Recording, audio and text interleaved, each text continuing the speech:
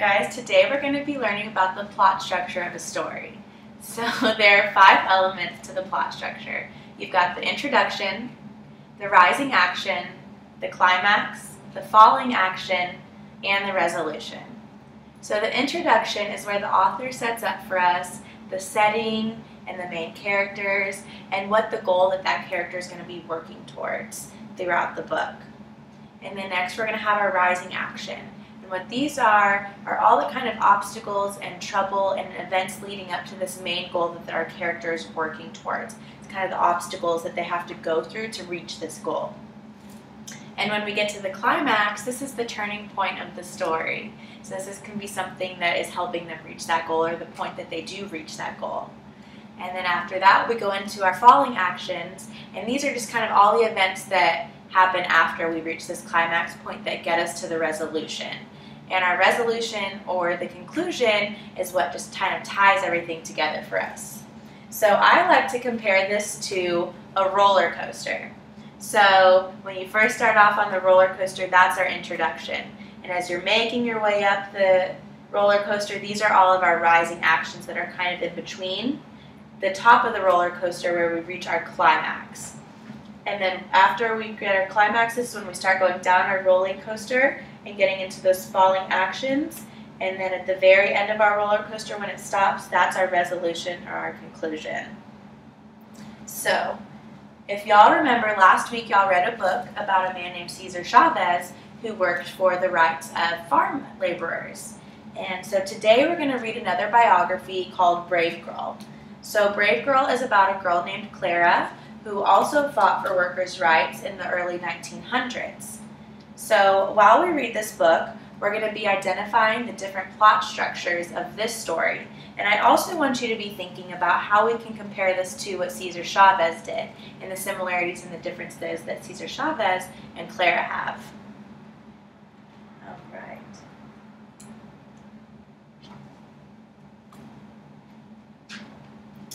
Brave Girl, Clara and the Shirtwaist Makers' Strike of 1909 by Michelle Markle.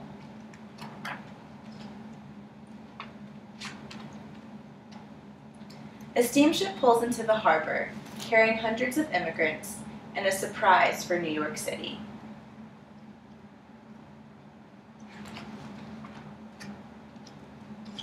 The surprise is dirt poor, just 5 feet tall, and hardly speaks a word of English.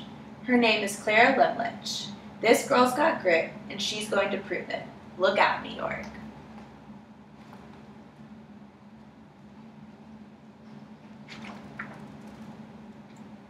Clara knows in her bones what is right and what is wrong. What's wrong begins a few weeks after the Lemliches move into their tenement in America. No one will hire Clara's father. They will, however, hire Clara. That's right, Clara. Companies are hiring thousands of immigrant girls to make blouses, coats, nightgowns, and other women's clothing. They earn only a few dollars a month, but it helps pay for food and rent. So instead of carrying books to school, many girls carrying sewing machines to work. Clara becomes a garment worker. Alright, so right now I'm thinking that this is our introduction because they gave me the setting, which is New York City. They told me who our main character is going to be, and that's Clara. And they kind of gave me a glimpse at what the goal that she may be working towards. So they told me that Clara, knows a lot between the right and wrong and things, and how these girls are working in the garment industry instead of going to school. So this is all making me think that this is our goal, and so that this is my introduction of the story.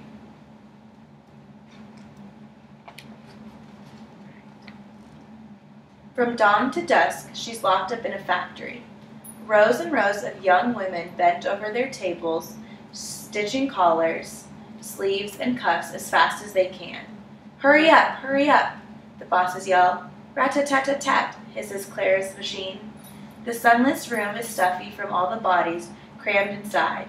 There are 2 filthy toilets, 1 sink, and 3 towels for 300 girls to share. Clara learns the rules. If you're a few minutes late, you lose half a day's pay. If you prick your finger and bleed on the cloth, you're fined. If it happens a second time, you're fired. The doors are locked and you're inspected every night before you have to be sure you haven't stolen anything from the factory.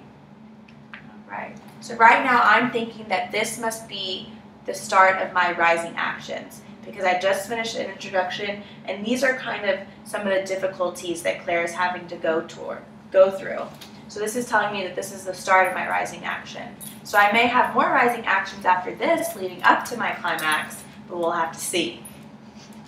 So do y'all see any similarities between Claire's working conditions and the working conditions they talked about with Cesar Chavez? They both had really bad working conditions and long hours. That's right. They're not being treated very well where they're working right now.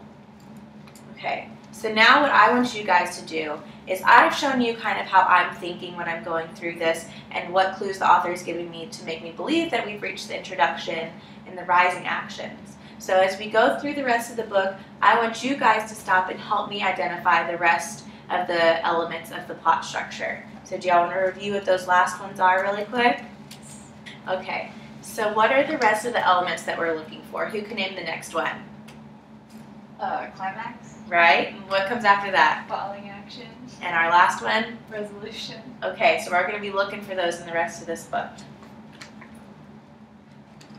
But Clara is uncrushable. She wants to read. She wants to learn. At the end of her shift, though her eyes hurt from straining in the gaslight and her back hurts from hunching over the sewing machine, she walks to the library. She fills her empty stomach with a single glass of milk and goes to school at night. When she gets home in the late evening, she sleeps only a few hours before rising again. As the weeks grind by, Clara makes friends with the other factory girls.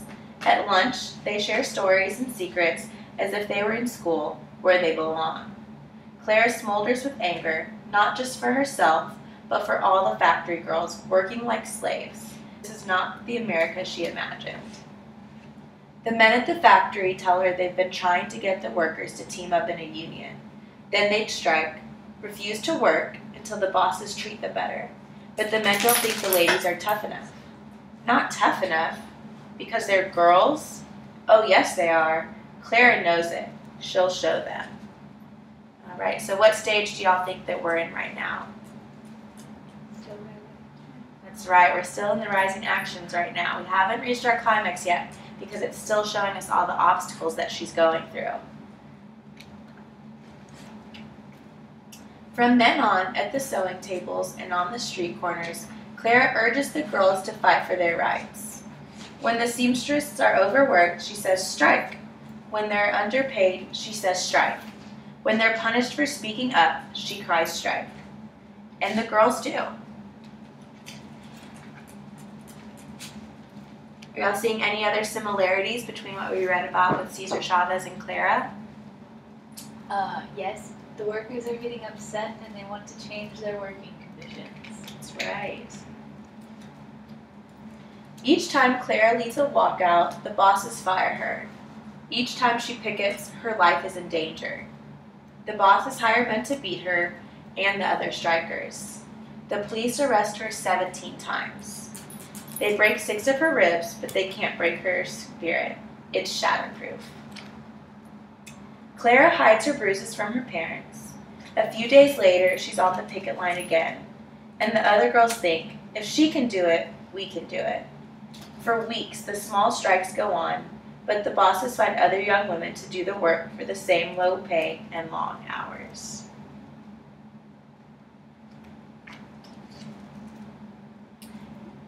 We must do something bigger, think Clara and the other union leaders. Something huge. A giant strike at every garment factory in the city. The union holds a meeting. Throngs of workers pack the seats, the aisles, the walls. The hall thrums with excitement. Clara listens to speech after speech. The speakers, mostly men, want everyone to be careful. 2 hours pass. No one recommends a general strike. Finally, the most powerful union leader in the country goes up to the podium. Not even he proposes action. So Clara does. That's right, Clara. She calls out from the front of the hall. The crowd lifts her to the stage, where she shouts in Yiddish, "I have no further patience for talk. I move that we go on a general strike." And she starts the largest walkout of women workers in U.S. history. And that's the climax. That's right. So what clues did the author give you to make you think that this is the climax? They're starting to make change for what's happening. What kind of change? They decided to all get together and lead a strike. Right. Okay, so what's the next element that we're going to be looking for? Falling action. Right, let's see when we get to it. The next morning, New York City is stunned by the sight of thousands of young women streaming from the factories. One newspaper calls it an army. Others call it a revolt. It's a revolt of girls, for some are only 12 years old, and the rest are barely out of their teens. So these girls weren't much older than a lot of you guys are. So just try and think about that and how you'd feel if you were in their shoes. In the coming weeks, Clara is called a hero. She lights up chilly Union halls with her fiery pep talks. Her singing lifts the spirits of the picketers. When a group of thugs approaches her, she yells, "Stand fast, girls." And they do. All winter long in the bitter cold, in their cheap, thin coats, tired and starving and scared, the girls walk alongside the men on the icy sidewalks of the picket line. They spill out of the Union halls, walking the roads, filling street corners and public squares. Newspapers write stories about them. College girls raise money for them. Rich women, swathed in fur coats, picket with the factory girls. By the time the strike is over, hundreds of bosses agree to let their staff form unions. They shorten the work week and raise salaries. The strike emboldens thousands of women to walk out of garment factories in Philadelphia and Chicago. So that's the falling action. Right? So why do you think these are falling actions? Because they're starting to make a difference. Right. And it came right after the climax. And the strike convinces Claire to keep fighting for the rights of workers. Her throat is hoarse, her feet are sore, but she has helped thousands of people, proving that in America, wrongs can be righted, warriors can wear skirts and blouses, and the bravest heart may beat in girls only 5 feet tall. And that's the resolution. Okay, so why do you think that's the resolution? Because the story's over. Right, and it kind of tied up everything for us, right? Yes. Okay, good job.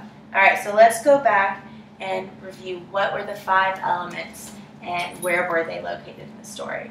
The first one is the introduction, and it's where they show the setting and her goals. All right, and who our main character was, Clara. Yeah. Okay, what was the next one that we got to? Rising action. Okay, and what happened in the rising action? They started to show the problems that she was having. Right, and what came next? The climax. Okay, and what happened in the climax? She stood up and proposed a strike. Okay, what was next? Falling action. And it was when people started to go along with what she was saying. Okay, and what was our resolution or our conclusion? Resolution was the resolution was when they showed that anybody can be. So what did knowing our 5 elements just help us to do? You just summarized the story for me, right? Yeah. So that's why we as readers, we want to be able to pick out those 5 elements of our plot structure, because it helps us pull out those big ideas and those key events that the author wants to know about. So that way you can summarize the story how you guys just were able to so quickly. Okay. So do y'all think that if you were in Claire's shoes, you would have been brave enough to do what she did? No. No, why not? Was it a tough thing that she had to do? Yes. So how can we compare that to what we learned about Cesar Chavez last week? they both had to really be brave and stand up for what they believed. Right.